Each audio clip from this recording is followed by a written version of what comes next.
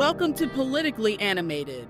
Today's special episode, How Not to Replace U.S. Citizens, starring the Democrats. That's right, folks. In the latest edition of things that sound good in theory, but fail spectacularly, we've got the Democrats allegedly tried to replace American citizens with immigrants. But instead of hitting the jackpot, they hit the self-destruct button. Let's break this down. The plan was simple. Invite a ton of immigrants, give them free stuff, and then, boom, new loyal voters. Easy, right? Wrong. First problem, turns out immigrants have opinions. Who knew? These are people who left countries with corruption and dysfunction. So imagine their surprise when they found more of the same here. Does the gentlewoman from Iowa seek recognition? I ask unanimous consent to address the House for 1 minute and revise and extend. Without objection, the gentlewoman's recognized for 1 minute.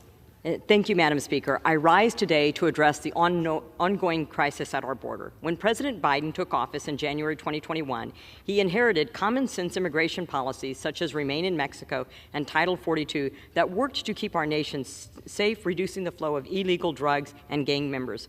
Unfortunately, President Biden immediately ceased construction of the border wall and enacted policies favoring illegal immigrants over Americans. Thankfully, the Supreme Court has challenged the legality of President Biden's policies and overturned the removal of Title 42. Now it is Congress's time to act.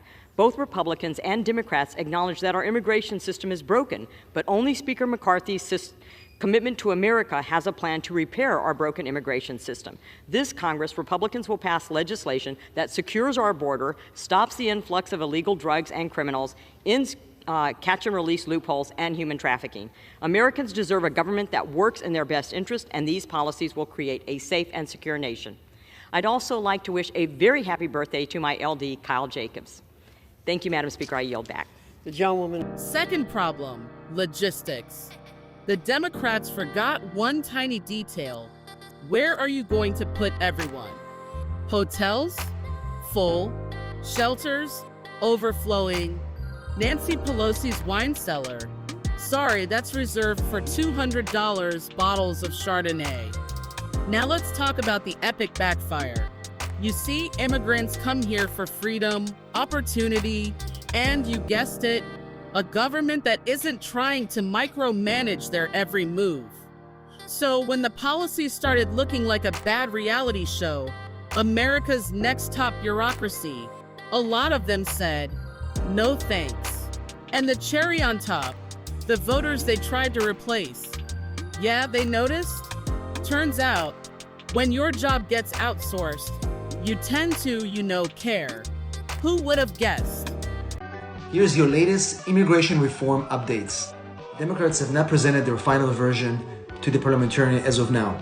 In the meantime, the House Democrats included provisions protecting immigrants in their social spending and climate bill released yesterday.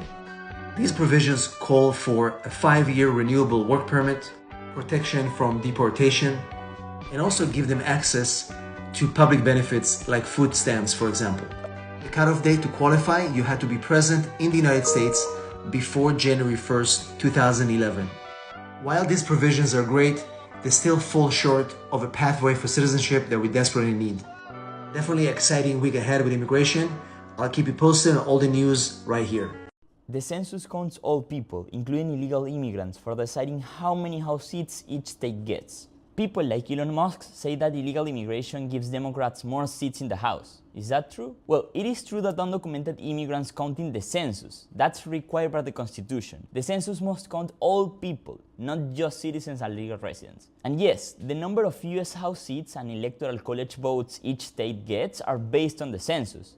So does this help Democrats? Actually, in the 2020 census, Republican-leaning states like Texas and Florida gained additional congressional seats. Democratic-leaning states like California and New York lost seats. Overall, most non-citizen population growth since 2019 has been in Republican-led states. So here we are, with a plan so poorly executed, it makes New Coke look like a genius idea.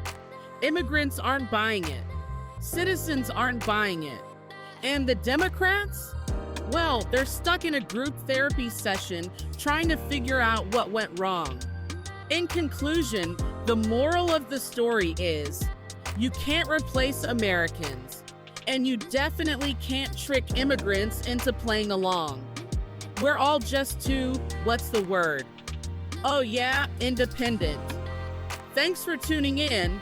Remember, folks, if your grand plan involves replacing millions of people, maybe don't.